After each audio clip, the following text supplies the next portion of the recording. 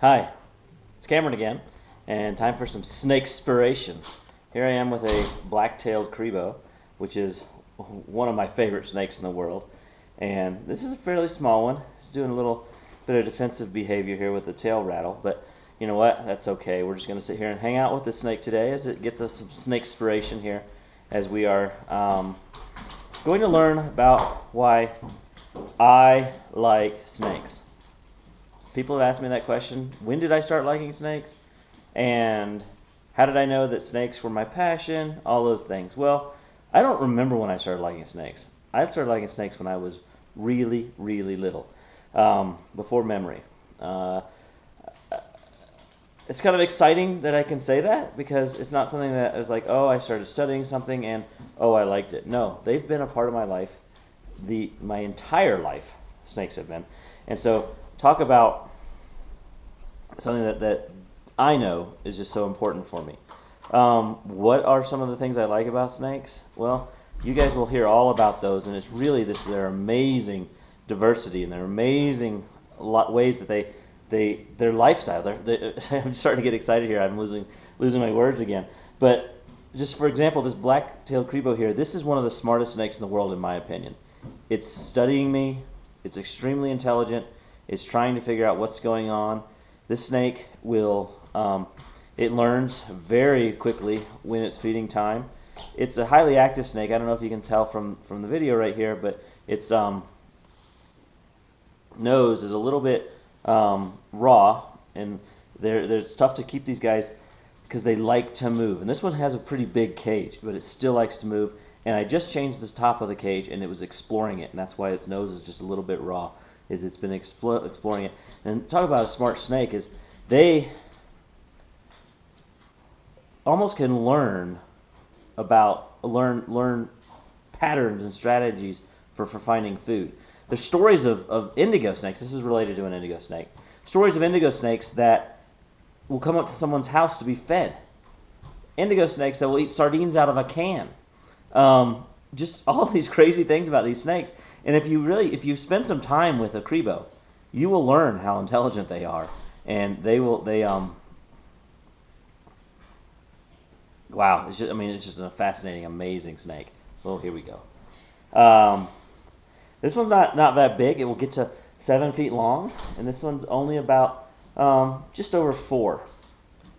My son's walking in, and he's just saying hi. And so you think that this is just a little guy, and it's going to get pretty big. It's going to be amazing once it's huge. Just an amazing, intelligent snake that you can almost have a bird-like intelligence, meaning that they'll learn what's going on. And this one's already figured out the game here.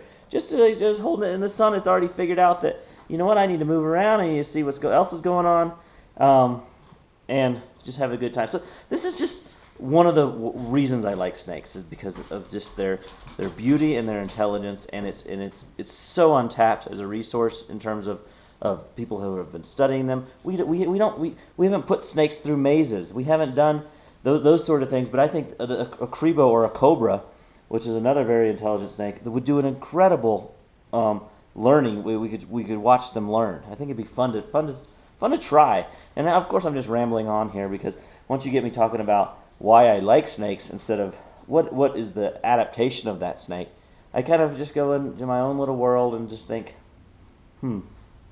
wow, why do I like snakes? Well, I've liked them forever. I've liked them for so long that it's hard for me to even pinpoint why I like them, because they are a passion. They are part of who I've become.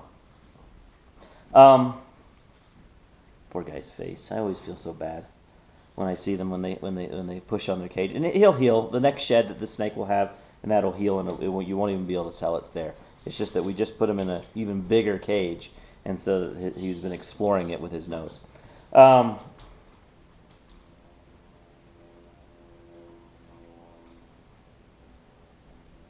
that just amazing? And look how that snake moves. Just absolutely amazing.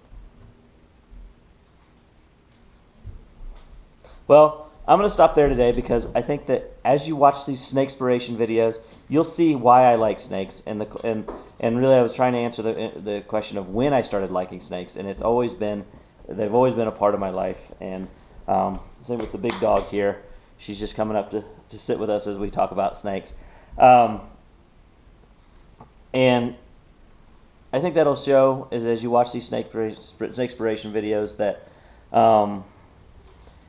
I have a appreciation for their beauty, for what they are, for how their whole adaptive life for without arms and legs is pretty unique in the world. There's some lizards that do it without arms and legs, but for the most part, snakes are very, very unique in that in their morphology and their natural histories for living here. And then, of course, a snake like this, which loves to eat other snakes, in particular other venomous snakes,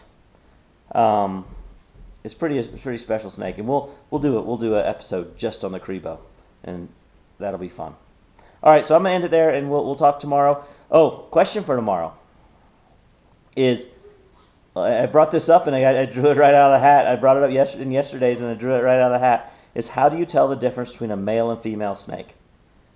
Pretty easy. I will show you that tomorrow. We will actually see it up close and personal, and that'll be an episode to definitely tune into. All right, so hopefully you can get snake inspired and go hold a snake, see a snake, be with some snakes, and just enjoy their beauty and their presence. Later on, we'll learn a little bit more facts and science about them. All right. See you guys later.